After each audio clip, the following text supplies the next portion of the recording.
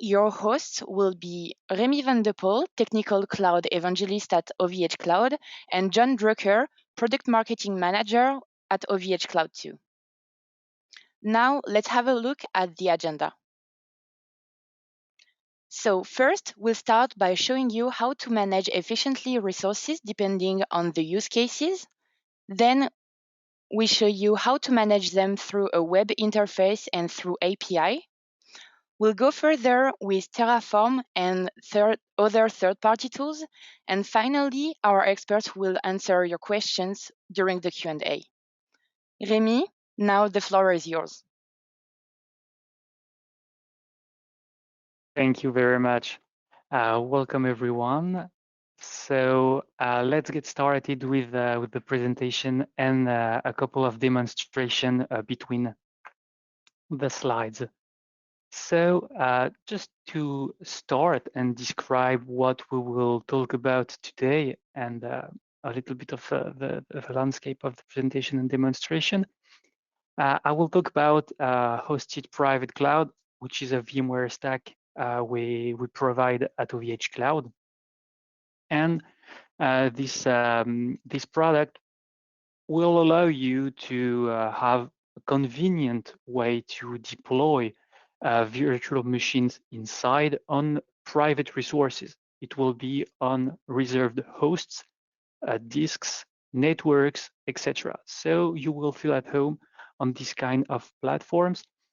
And when you use this kind of infrastructure with a cloud provider, it's important to know how you can deploy resources or how you can remove resources when you don't need them anymore, how to grow, etc. So what I want to show you today is how you can do these actions and how you can automate them in the future with different kind of tools, depending your skill, IT knowledge, and depending your needs. That's why I will show you different use cases. And each time I will use different interfaces to do this modification of the platform. So here, the platform I will use will be located in Roubaix, France, but I could do exactly the same thing on hosted private cloud in Germany, in Canada. All the platform we distribute all over the world based on VMware stack or the same with the same option sets. So let's start with the live demonstration inside our OVH Cloud control panel. It's our main interface to have a look on the product, and you can modify, add, remove, tag resources, etc. I think it's a good entry point to show you what's inside the platform I will be modifying and what can you do easily with it. Because inside this interface, we have a high level of abstraction, so it's quite easy to make the different steps to grow and really scale a platform. So today we'll talk about the hosted private cloud, so it's pretty easy to spot on the interface. As you can see, I have a couple ones located in different areas, and today I will work with this one for the demonstration. So while the panel is loading with a lot of information, you can see that the VMware platform I will be working with is based on 6.7 version. I can even update it if I want. So you can see I can install minor updates. So it's really a managed platform. We really take all of the, let's say, painful operation and we do them for you, like upgrades, hardware maintenance, network maintenance, etc. So like that, you can really use the platform and not maintain it. We can see here that, for example, we already have prepackaged network applications. So VMware network virtualization, the NSX stack is included in the product. The VMware vRealize operation, as known as VROps, is included too in the product and enabled. So it's a couple of information you can have of the product. And if you look inside, you can see the data centers. So, okay, in the VMware world, you have private cloud, the big infrastructure. You can slice it down in data centers. You can slice data center in clusters. Inside the cluster, you have hosts. And inside the hosts, you have the virtual machines. It's like little Russian dolls, and you can work it that way. So I have one data center. I can have the total amount of resources I have here. So it's pretty useful to know the amount of resources I have globally inside my private cloud. You can manage users. So for example, here I have one administrative user, but I could easily manage it or create a new user with different type of roles. For example, I can have a colleague only working with me on network um, tasks. So for example, I can give him no rights anywhere, but only on the NS6 interface.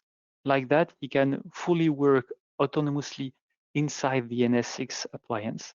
So set up everything related to the network, but that way, he doesn't have any rights to, for example, add resources or destroy virtual machines, etc. You can manage the security too. Here, for example, you can set up ACLs to access the platform. It's pretty useful. So for example, I set up one because right now I'm working through VPN, so I needed to set up one. You have in-course operation, and if you need Windows licenses, you can access this type of license through SPLA, Microsoft licenses agreement with us. And when you go down inside the data centers, that's where you can do platform interactions. So again, you have the general information. We can see here that you have an NS6 and VROps included, as I said, and you can see the hosts. So here I have 3 hosts. It's the same profile, so it's hosts with 48 gigs of RAM. And as you can see, different types of billing. 2 of them are on a monthly billing. One of them is here for testing and for this demonstration purpose. So I added it on hourly billing. So just after this presentation, I'm able to delete it and only pay a couple of euros for it. It's the same thing for data stores. You can have monthly or you can have hourly data stores. I have 3 and with different size of infrastructures. You have backup options too. Here we work with Vim, and I activated it inside. As you can see here, backup enabled. We have different options, and depending on the options you want, the retention points, the number of retention points you want, or if you want it to be offsite, etc., you can select it. And every day when we do the backup, we send you an email with different configuration here, so you can follow. You can make a follow-up easily on your backup solutions. And disaster recovery plan, you can set up one with Zerto here. So for example, if I want to add resources, because I have a new project coming up, a couple of colleagues are joining my team. So I will go on the previous menu, add different users with their roles. And I need to add a host here to host my new virtual machine. So I can easily click on order a host. And as you can see, I can pick the different CPU profile, RAM size, number of cores, and I have the prices. Here, all this range, when I order through the OVH Cloud Manager, are monthly products. So maybe here, as it's a short-term project, I won't order them through the manager. I'd prefer them to be hourly. So I will add it through another interface I will show you in the second part, where you can add resources hourly. And it's the same thing for data stores. You can easily add them and or remove them. For example, here you can have different types of actions you can do on hosts. So that's pretty much what I wanted to show you through the OVH Cloud web interface to manage resources, users, level of security, licensing, and if you want different type of options, or to grab all the links you need to work a little bit further on your project. So we've seen what happened on the first part of this demonstration. And the second one will be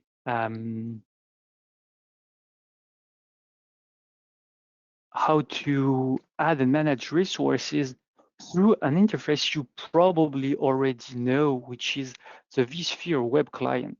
I mean, it's a regular web interface to access every virtual VMware platform everywhere. Maybe you use it to manage the on-premise infrastructure, or you already use this interface to manage VMware platforms hosted with other providers. So it's a pretty regular one. And let's see what we did inside to help you scale your infrastructure. So let's go back inside my browser. And here I already opened a tab inside my platform. I'm in the web interface here in HTML5 to have the new look interface. You can see that everything looks like in the everyday interface. We have hosts, virtual machine and template, storage, network, like everywhere. As I said previously, we can see here the hierarchy inside. So we have the infrastructure, the data center, the cluster, and the hosts. We can see I have 3 hosts. Their profile is, as I said, on 6.7. They have 48 gigs of RAM. Everything is matching, perfect. If I have a look on the storage part here, it's a little bit more interesting because I have shared storage. It's what in the OVH Cloud Manager we had labeled as data stores, because if they are mounted with NFS on the hosts. As I have 3 hosts, I have access to the 3 local storage of the hosts. Here, it can be used, for example, to host templates, ISOs, etc. But as it's not recommended by VMware, don't run virtual machines locally, because these disks are not intended for production use. And here on the network part, you can see maybe VLANs or different things you don't have. I should deploy it locally. And I will talk a little bit more about these vRack parts and VLAN a little bit later.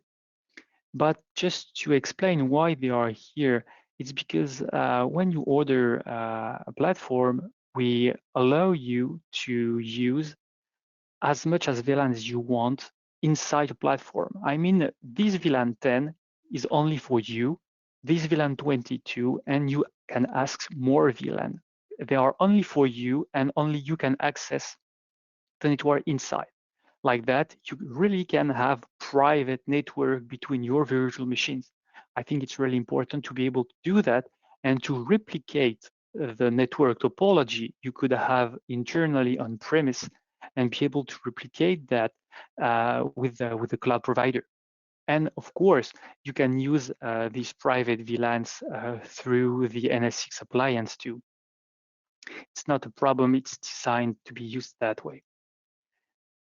So as I was in my project earlier, I told you I need to add more resource, but I want them to be hourly and to add them quickly, because my colleagues are going to join me pretty fast. So I want to add more resource.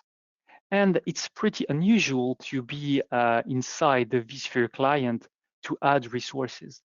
But at OVH Cloud, we thought it could be a good idea to add a little plugin inside. For example, if you know that you have to grow your platform and you want to add more hosts, here I have 3 times the same host, so I can click on more of this host if I want to have a Premiere with the 48 gigs of RAM added to infrastructure, or if I don't want it anymore, I can click on remove this host and it will disappear from my inventory and it will be removed from my billing.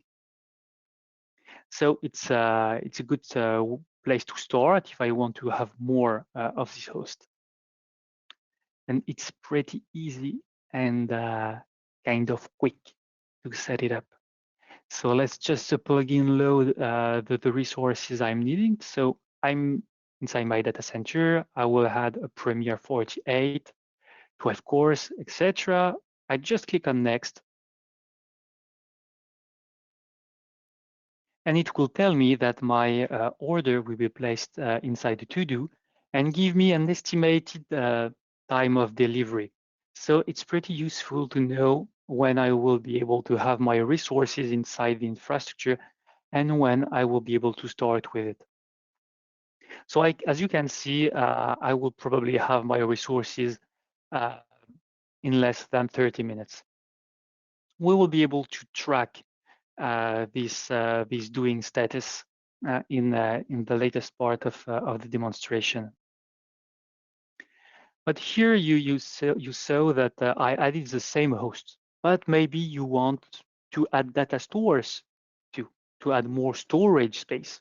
Here I added more RAM and CPU resource, but I will create new virtual machines, so I need new data store space too. I could do exactly the same on the data store, right click on it, more of the storage, and have exactly the same steps. Or if I go a little bit higher on the hierarchy here and right click on data center level on the plugin, I can choose between add hosts or add storage. And for example, here, if I click on add storage, I will be able to choose the size I want for the storage, not the same. Here, the storage I have are 2 terabytes SSD data stores. And if I want to add 9 terabytes SSD data store, because I will have to build big virtual machines because I'm testing maybe databases or file storage servers, etc. So I need volume. So maybe I will have to add this 9 terabytes data store, and it's the same process. I just click on next, and I will have a to-do delivery time announced to me, and I will see the resource being added inside the panel in a couple of minutes.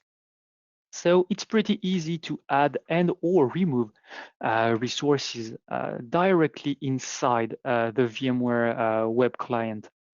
That way, it really allows you to grow or reduce the size of your platform when you need it. For example, you know that a project is going end of life. You delete the virtual machine, you delete the users, and you can not delete, but give back the hosts which you don't need anymore. And at that point, the billing will stop. So it's pretty easy and straightforward to do that when you are on development, qualification before the production. It really makes it easy and quick. I will go back on the slide of the presentation for the last to introduce the last part of the demonstration.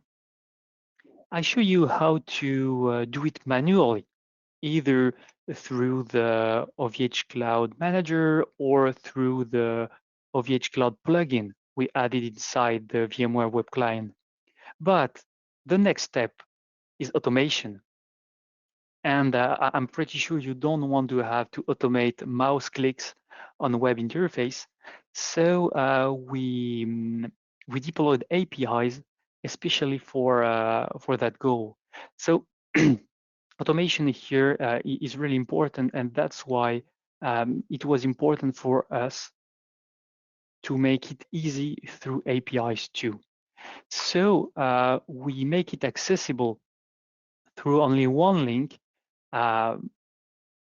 And to be precise on this topic, we have a lot of routes through the API because, for example, our OVH Cloud Manager is based on our own API.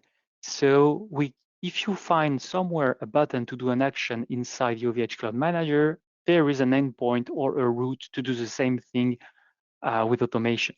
So it's pretty nice. And as I will show you in the demonstration, you can have snippets of code in different type of language. So maybe you prefer to do it in PHP or in Python or in other languages, and we try to make it easy for you. So let me show you that inside the API. So only one link, api.ovh.com for the API. As you can see, I'm already logged in, and I will find the section with the dedicated cloud. Okay, it's here, /dedicated cloud. And I will just start with one request to list my hosted private cloud infrastructures.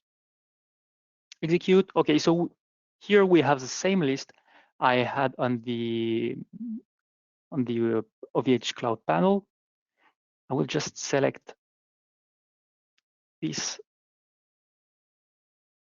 and we will go through different routes to check what I have inside. For example, the list of the data centers.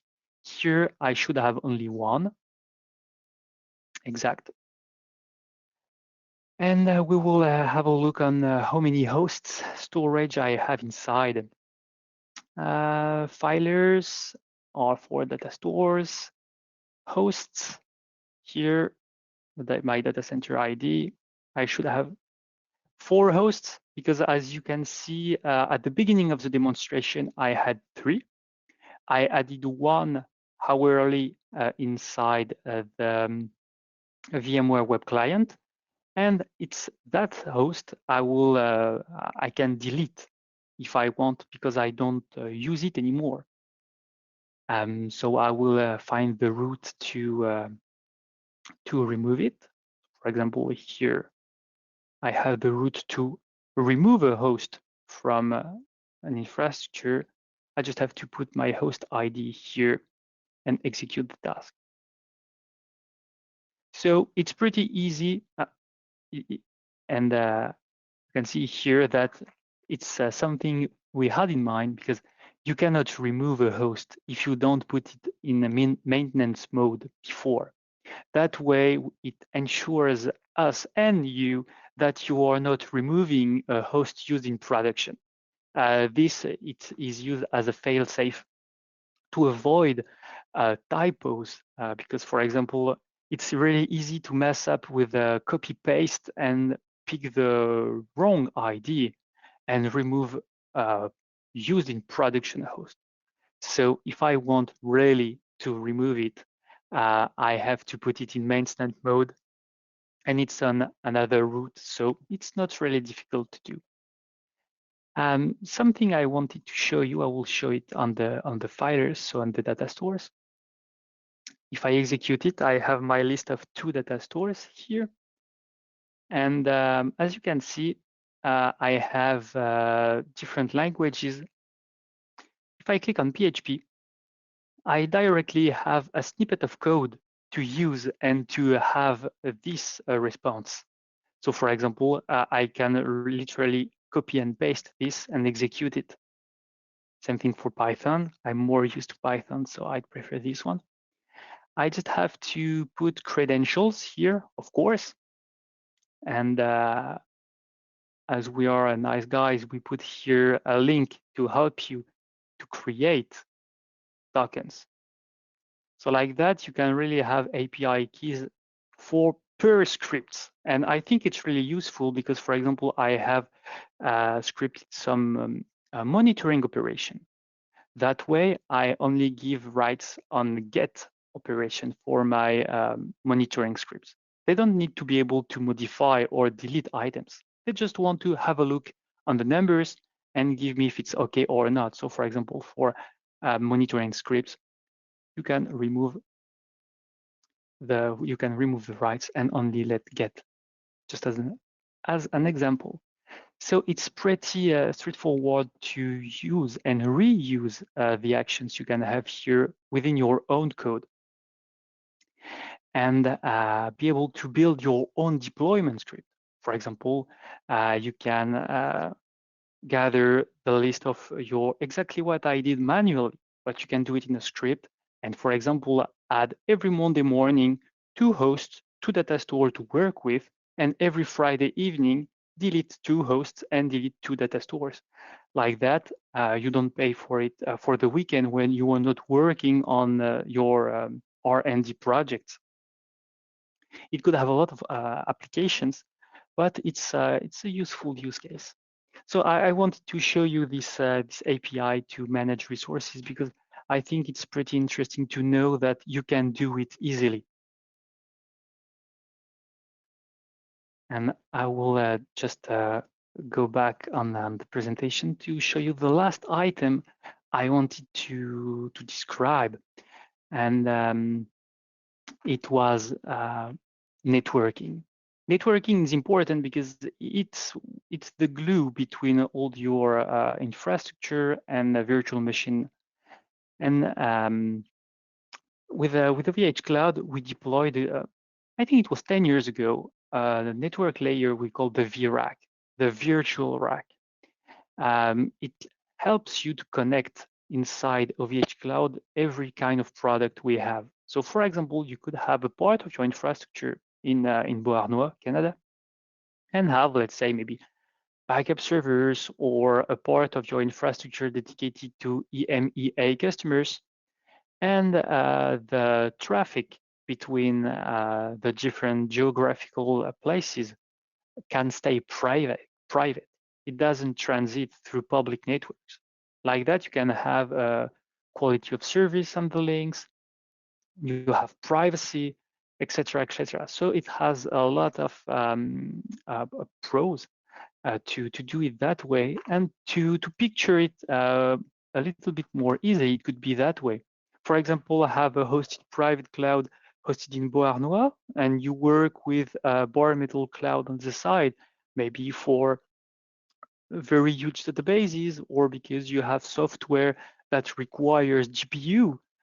So you have part of your infrastructure on the hosted private cloud inside virtual machines. You have a part of your business intelligence software working on the bare metal servers with GPU.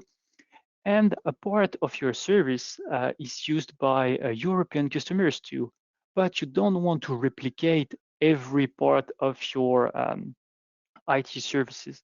So you just started a couple of public cloud instances with the web part, just the front. Like that, it can access privately through the vRack network to gather every information from your information system in Canada. So it could be a use case for that point. And just the last couple of information, that's something I wanted to say about automation, especially deploying technologically hybrid platforms, is to use connectors or third-party tools. One great example of that is Terraform. Maybe you already know or used that tool, but we deployed a provider for HashiCorp Terraform, and you can use it to pilot, deploy, remove, modify OVH Cloud products through the open source Terraform tool. If you go to the Terraform registry, you can find this easily. If you look at the documentation, you will see that the documentation is mostly explaining how to do it with public cloud, but it doesn't say that it doesn't work with private cloud. That's why we wrote a blog article explaining how to do it. it's more like how-to, a tutorial step-by-step than a big blog article. So it explains you how to start with Terraform. Like really, it's OVH Cloud and Terraform 101, how to deploy something inside my hosted private cloud. It could be an alternate title for this blog post. And if you never tried Terraform, I encourage you to try it and to replicate what you do manually, and you will see that you can spare, if not a couple of minutes, but maybe a couple of hours in your deployment scenarios, especially if you have to rebuild platforms every now and then for your customers. So that's pretty much all I wanted to show you with my demonstrations.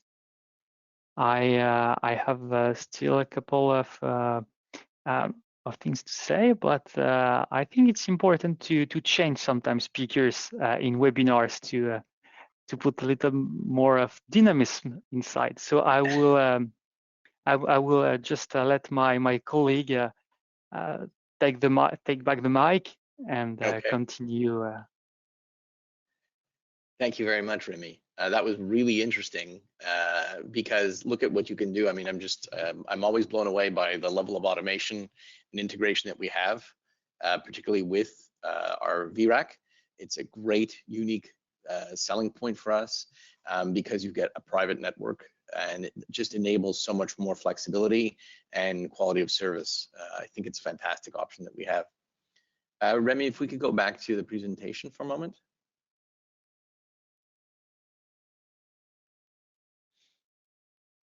Yes, sure. There we go. That way. Thank you so much. I just wanted to give you a little bit about information about OVH Cloud because not everyone knows who we are. In Canada, we've been in Canada since 2011, and we're really expanding our footprint in Canada as well. And I just want to let you know that, we are headquartered in Europe, but we have a pretty expansive footprint in Canada and the United States. We have 3 data centers, but in Canada, we have the Beauharnois, and it's one of the largest data centers anywhere in the world, actually, and it's extremely green. And the thing that I wanted to point it out is that you're part of a global network when you join and have your work hosted with us and your servers hosted with us. We have been around for quite a while, and we know how to work networks. We know how to build them. We know how to make sure that they stay up. And it's an important thing to consider when you're looking for a solution like ours, particularly for hosted cloud, is you're probably going to use hosted cloud because it's a serious application. You need your privacy and you need high performance as well. And the fact that we have global coverage over 32 data centers and that we have a very strong network, it's over 20 actually teraflops, it's 22. We have the capacity to actually keep that data moving easily and quickly through the networks. So remember, it's never just about the software itself and never just about the servers themselves, but it's also the backbone that it's built on. And that's one of the things that makes us unique globally, is that we do own and operate our own data centers and our own network. So when you're considering what type of solutions to use, also consider who owns what and how we can enable it. And we can enable it also through our vRack, as Rémy pointed out. If we can go to the next slide, please, Rémy. So it's important also that you understand that we work very closely with a lot of partners. You saw that we have a VMware partnership. We've employed them with us for quite some time now. But we work with a lot of technical partners. We work in a lot of open source communities, and we have global partners as well to help out for integrations or for any kind of business discussions. And OVH Cloud has taken this approach because there's never really one solution for anything. You might need different technical partners for backup or for disaster recovery, or you might be looking at something for file storage, or you're looking at something more along the lines of what's in the OpenStack world to integrate these things. So we have basically built a system of an ecosystem of partners and communities, and they are all over the globe. So you're never really limited to one area. And that's, I think, a nice unique selling point for us, is that if you are looking for a global footprint, we can accommodate that, but also we work locally. We're not like the giants of the world. We're not like the big three in that you're just a number. We have very close relationships with our partners as well as with our communities. We're very active in them, and you'll find a more human touch, I would say, with OVH Cloud when you start to host your services with us, particularly for hosted private cloud. And if we go to the last slide, please. We take our certifications very, very seriously. We know that this is very important for various use cases, such as e-commerce with PCI DSS, ensuring that we have ISO certification. But there's also aspects with regards to healthcare. So depending on where you're hosting your data and where it's being used and processed, we're covered with some of the highest certifications globally. You know, we have SOC 1, 2, 3 for private cloud. We also have HIPAA, so for people that work with the United States in particular, for health compliance or data compliance. We are also compliant with the PIPEDA guidelines. So PIPEDA, by the way, is the Canadian version of HIPAA for those who are from Canada on this call. And as a result, you can do those kind of things. You can have those type of rollouts with customers if you're touching sensitive data. And what I want to emphasize with the sensitive data part is when you're using our network, it is controlled by us, but it's your data. We make sure that you are covered and that your data stays secure with us, and that you also maintain sovereignty over your data. One of the reasons why we have data centers in Canada, the United States, is if you are handling sensitive data that must remain within Canadian borders, you can. Likewise, if you wanted to transit between different places, that's possible as well. But we do take data sovereignty very, very seriously. We're also GDPR compliant, and those are things to think about when your customers are looking at solutions on making sure that your data and your sovereignty is covered properly. And that's a fundamental tenet and belief and core value of OVH Cloud across the globe. And if we go to the last slide. Well, I'll hand this back. Are there anyone that has questions for Rémy? Because I know this was more technical. He showed you a lot of wonderful things on how to automate and to see what kind of information you have. So please, let's open the floor to some questions. Thank you, Jan, and thank you, Rémy, for the presentation. So we have 2 questions right now. If you have some more, feel free to add them in the Q&A chat. We'll answer them after. So the first question is from Charles. The question is, do you offer vSAN capabilities through this infrastructure? So yes, here I showed inside the demonstration or my slides, typical infrastructures with hosts and remote data stores, but we can deploy hosts with embedded storage used for vSAN. We deliver hosts with pure NVMe storage inside. So if you need to have a very big disk performance, I strongly recommend you to have a look on the vSide on the vSAN part of the website to see what we can offer on that part. It would be really useful for VDI or big emailing applications to help you to go fast. Thank you. Another question from Karen is this product compatible with vRealize stack? I think it's about the tools. So yeah, as I showed in the demonstration, we included vRealize operations. So the tools to help you to do capacity planning, to check incidents, to have weekly reports, etc. Internally, we use these tools for our big partners, accounts, etc. when we have to do a weekly steering committees, etc. But if it's for vRealize automation, we don't include the tool, but we are compatible with. Meaning what? If you have already private infrastructure with the VMware stack, maybe on-premise, maybe with another cloud provider, and you use vRealize automation to deploy blueprints, etc. With this provider, you can add us as a new tenant inside VRA and deploy virtual machines through VRA quite easily. So yeah, we are compatible with the vRealize operations and automation.